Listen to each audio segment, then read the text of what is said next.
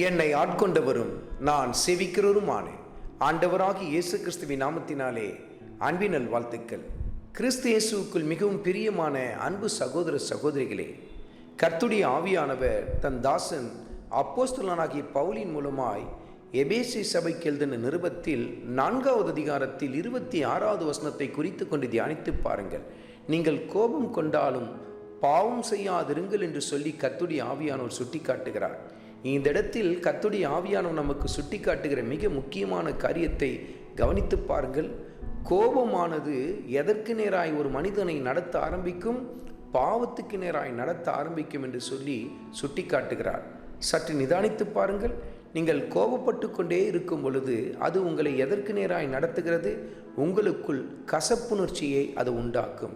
அந்த கசப்புணர்ச்சி அவர்கள் மீது உங்களுக்கு பகையை உண்டாக்க ஆரம்பிக்கும்.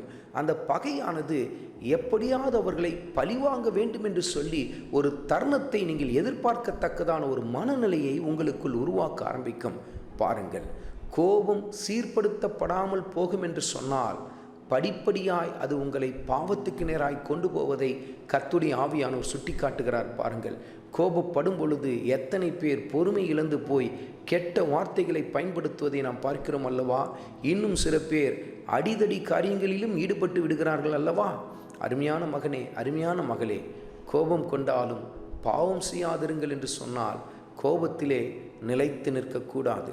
சூரியன் அஸ்தமிக்கிறதற்கு முன்பாக உங்கள் கோபம் தனிய கடவுது என்று சொல்லி கர்த்தருடைய ஆவியானவர் சுட்டி காட்டுகிறார். அப்படி தனியாமல் போகும் என்று சொன்னால் அது உங்களை படிப்படியாய் பாவத்துக்கு நேராய் நடத்த ஆரம்பிக்கும். அருமையான மகனே, அருமையான மகளே, உன் மனதிலே மறைந்திருக்கிற கசப்புணர்ச்சிகளை எடுத்து போடு. ஆண்டவரிடத்தில், ஆண்டவரே, எனக்கு இந்த கோபத்தை மேற்கொள்ளத்தக்க கிருபையை தாரும். நீர் எவ்வளவு பொறுமையாக இருந்தீர், அந்த தெய்வீக சுபாவத்தை எனக்கு தாரும் ஆண்டவரே என்று சொல்லி ஆண்டவரிடத்தில் ஜெபிக்க ஆரம்பியுங்கள். கர்த்தருடைய வசனத்துக்கு கீழ்ப்படிய ஆரம்பியுங்கள். கர்த்தர் உங்கள் வாழ்க்கையிலே ஜெயத்தை தருவார்.